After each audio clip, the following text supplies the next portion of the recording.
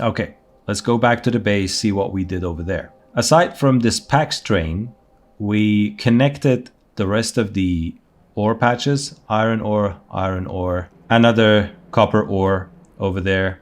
But they're not connected. We do not need them yet. The space is available.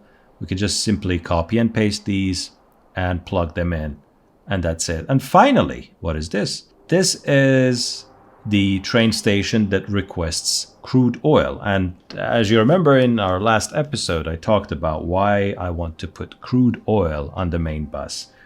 It's mainly the short version. If you want to know exactly why, go watch that episode. Otherwise, the short version is that the new fluid dynamics in Factorio 2.0 allows us to do that.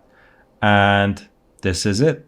This is where we're going to store a lot of oil, so we don't have to wait for trains. I have not connected the pumps yet, but I'm gonna. And the moment I do, these tanks gonna be empty and more trains will start to come here until they can fill up basically everything.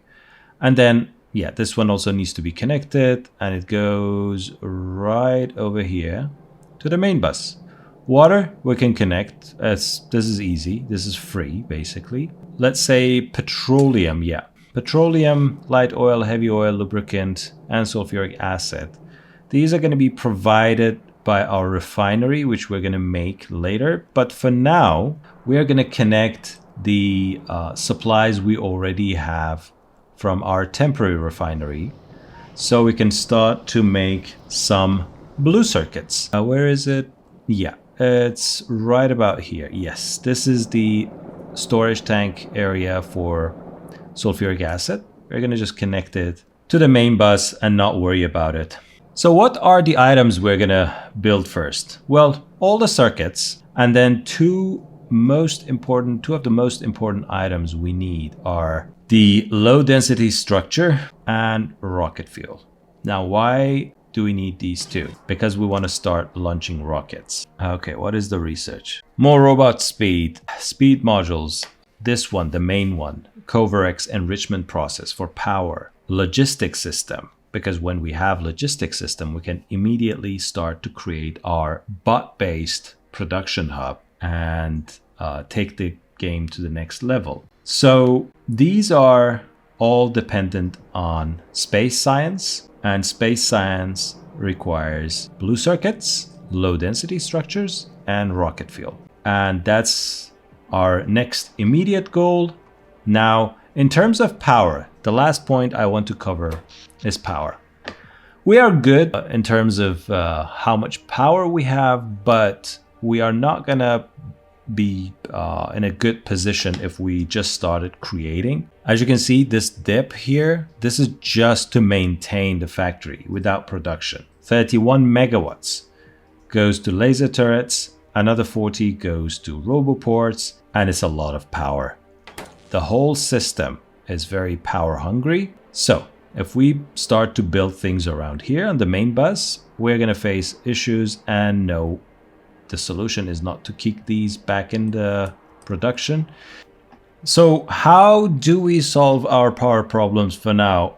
Well, let's see. The way we did it here. This is a temporary measure, by the way. This is not permanent, but it is a good temporary measure. Why? Because we do not want to rush things anymore. I think we are in a good place to go about this whole thing in a systematic way. So let's just go take our trusted and trusty blueprint for power and start making tiles. Now, I would tile things up around here because this is like not used at all. The problem is this body of water. I do not want to mess with it. Here seems like a decent place to go about converting it to a power block. You know what? I may do that. Or here. This is another good candidate, right? This whole area is a very good candidate for power. The problem is that if we want to extend the robo cells down here, then we're going to have a problem. So I think, oh boy, this is tougher than I thought. Where should we go with our power issues? No, let's not think too much of it. Let's force build it here. And I know these roboports are going to vanish, but these blocks have roboports built into them. So we're going to be okay. Okay, we're going to do this. And I think I'm happy with this. Maybe even this. Huh? Nice. This is a whole block. As you see, everything is springing into action. All the robots and everything are coming down to build this, and that's it. So once we resolve the power situation, we are ready to go and create the factory part. Now, a few little things before ending this episode. First of all, let's get the oil kicked off. Where's our car? So after the oil is connected, we can say we are 100% ready, because everything we'll ever need for basic production is now on the main bus. What else? Uranium, we will put this here, but no rush. And that's it. That's basically all we need. And finally, this pump right here. And now, oh, look at this glorious reservoir. By the way, look at the robots go. Oh, look at this mess. Nice. Where we are in the power situation? Yeah, there's going to be a dip, but then it's going to rise. And that's glorious. So almost 6K, 5K. All right, let's do this. You're connected.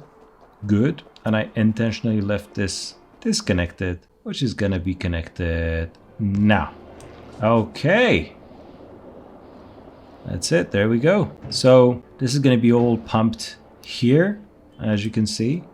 And more trains should be on their way once the oil limit here falls below a certain amount. Yeah. And where do the oil come from at this point? Where does it come from? Here and here. So these are all ready to go. And that's it. Hello. Thank you for the power pole. And with that, we bring this episode to a conclusion.